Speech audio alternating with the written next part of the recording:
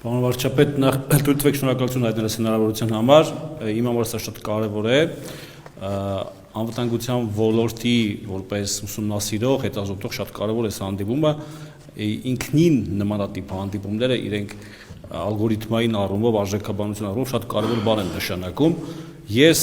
առաջին իսկ պահից, երբ որ դուք հայտարարել եք իրական Հայաստանի գաղափարախոսությունը, անդադար նայում եմ, հետազոտում եմ, կարդում եմ, փորձում եմ կապել ձեր նախորդ ելույթների հետ, դեռ 18 թվականից ձեր շատ ու շատ թեզային ելույթներ իմ համար այսպես հետազոտության թեմա են եղել, անվտանգության դիտանկյունից եմ միայն ասում։ Կարելի է շատ խոսել, թե իրական Հայաստանի գաղափարախոսությունը ինչ է։ Կարելի է այն անվանել Հայաստանի Հանրապետության պետականության տեսական հիմնավորման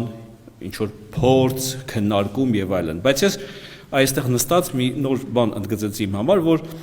մենք փաստացի ձեր օգնությամբ դուք առաջ եք քաշում ստրկատիրական մտածելակերպից դուրս գալու ճանապարհը, սուբյեկտ դառնալու ճանապարհը, առանձին սուբյեկտ իրավունք ունեցող, բայց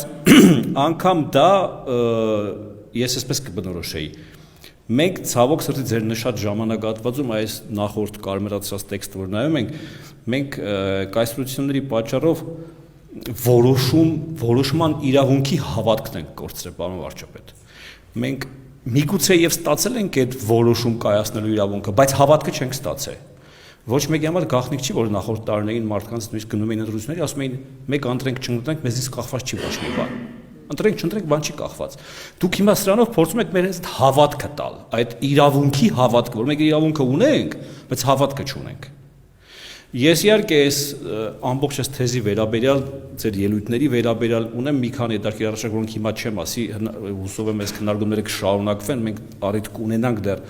առարկայացնել եւ այո ակադեմիական որոշակի չափումների բերել նաեւ այս ամեն ինչը, հետազոտել եմ Ֆինլանդիայի օրինակը, Սինգապուրի օրինակը, փոքր պետությունների, որոնք շատ դժվար ճանապարհով են անցել եւ այդ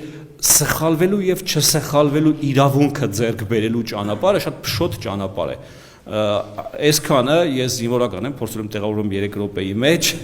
շատ շնորհակալություն, նորից եմ ասում իմ համար անձամբ շատ կարևոր է հանդիպումը, ուզում եմ ձեզ շնորհակալություն ասեմ եւ մեր Լեոնարդին Պողոսյան, շատ շնորհալի երիտասարդ, ով այդ իդեան քննարկում ենք մի վայրկյանի ընթացքում իրար հետ,